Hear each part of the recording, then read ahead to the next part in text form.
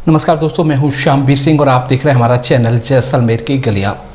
दोस्तों, भारत और पाकिस्तान की 4 दिन की कॉन्फ्लिक्ट के बाद में ये सवाल उठा, क्या भारत एक सुपर पावर बन चुका है?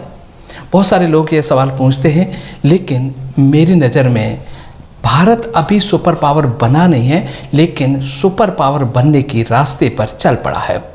सुपर पावर बनने के लिए क्या ज़रूरी है, आज मैं आपको कुछ बातें बताने जा रहा हूं। तो सुपर पावर बनने के लिए सबसे बड़ी ताकत है कि उस देश को आर्थिक महाशक्ति होना चाहिए। कोई देश आर्थिक महाशक्ति होगा तभी वो अपने सैनिक खर्चे को बढ़ा पाएगा, और आर्थिक शक्ति बनने के बाद में उसको सैनिक ताकत बढ़ानी ही पड़ती है, क्योंकि जो निवेश होता है जिस देश में, अगर उसकी सैनिक पावर नहीं होगी और युद्ध की स्थिति में अगर वो देश हार जाता है तो बाहर से जो निवेश आता है वो खतरे में पड़ जाता है। तो कोई भी निवेशक तब तक उस देश में नहीं आएगा जब तक उसको ये सुनिश्चित ना हो जाए कि इस देश में अगर मैं पूंजी निवेश करता हूँ तो वो सुरक्षित रहेगी। तो भारत इकोनॉमिक जो भारत की शक्ति है वो बढ़ रही है, और भारत अभी आज की तारीख में दुनिया का 4थे नंबर का आर्थिक यूँ कहें कि सुपर पावर बन चुका है। और बहुत ही जल्दी यूँ कहते हैं कि 2035 तक तो भारत दूसरे स्थान पर आ जाएगा, लेकिन 2029-30 तक भारत तीसरे स्थान पर पहुंचने की पूरी संभावना है। अब मैं बताऊं भारत को सुपर पावर बनने के लिए क्या कुछ करने चाहिए। देखिए, भारत अभी सैनिक ताकत में जो सुपर पावर है उनसे लगभग 20 वर्ष पीछे चल रहा है। जैसे कि हम बात करें अभी एक फाइटर प्लेन की, तो भारत अभी भी 4थी पीढ़ी के फाइटर प्लेन यूज कर रहा है, या हम राफेल की बात करें, या हम तेजस मार्क 2 की जो कभी तक आया भी नहीं है हमारे पास में, 2029 तक आएगा, तो वो भी 4.5 जनरेशन के हैं। लेकिन अमेरिका 6ठी पीढ़ी के जो फाइटर प्लेन इस्तेमाल कर रहा है, चाइना के पास 5वीं पीढ़ी के विमान आ गए और 6ठी का भी वो लगभग निर्माण कार्य पूरा कर चुका है। ऐसे ही हम दक्षिण कोरिया की बात करें, जापान की बात करें, और हम बात करें इसकी टर्की की, कई देश 6ठी पीढ़ी के विमान बनाने जा रहे हैं, और 5वीं पीढ़ी के विमान आज की तारीख में वो उनके पास हैं। तो भारत अभी 4.5 जनरेशन पर अटका हुआ है, और भारत को अगर सुपर पावर बनना है तो भारत को इन देशों से 20 वर्ष आगे चलना पड़ेगा।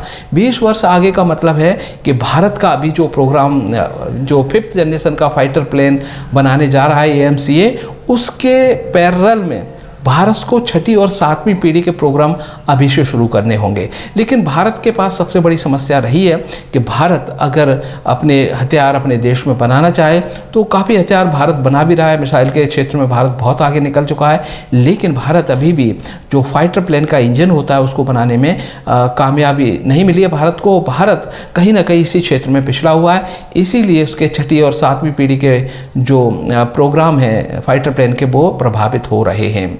तो अभी भारत जैसे कई देशों से बातचीत कर रहा है, जैसे फ्रांस की सेफ्रॉन है, और ब्रिटेन की रोल्स रॉयस है, और हम अमेरिका की बात करें जी से बात कर रहा है कि भारत को जैसे फाइटर प्लेन के इंजन की ज़रूरत है और हम उसकी टेक्निक चाहते हैं हमारे देश में वो बनाएं।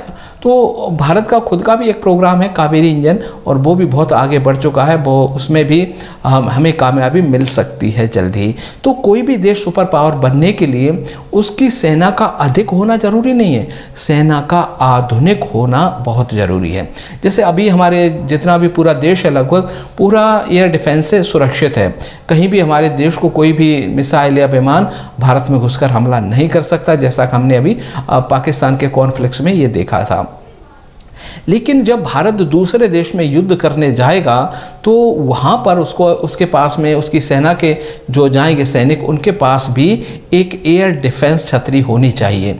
ये एयर डिफेंस छतरी ऐसी होती है जहाँ जहाँ सेना आगे बढ़ती है उसके साथ में ये एयर डिफेंस छतरी रहती है, जिससे कि कोई उनका दुश्मन का विमान उनके ऊपर हमला करके उनको वहाँ नष्ट ना कर दे। तो भारत को अगर सुपर पावर बनना है तो अपने जितने भी हम यूँ कहें कि एयरक्राफ्ट कैरियर है और बहुत सारी पनडुब्बियाँ हैं और जो एयर डिफेंस सिस्टम है और जो मूव कर सकता है आसानी से, हल्का और बहुत कारगर हो, ऐसा भारत के पास है। भारत ने विकास कर लिया है, लेकिन थल सेना को जल्दी से सौंपना होगा और भारत को वो डिप्लॉय करना होगा। कभी भारत की सेना को विदेश में जाकर, किसी दूसरे देश में जाकर के युद्ध लड़ना पड़ा तो ऐसे जो क्विक रिएक्शन जो एयर डिफेंस सिस्टम होते हैं वो बहुत ही ज़रूरी होते हैं।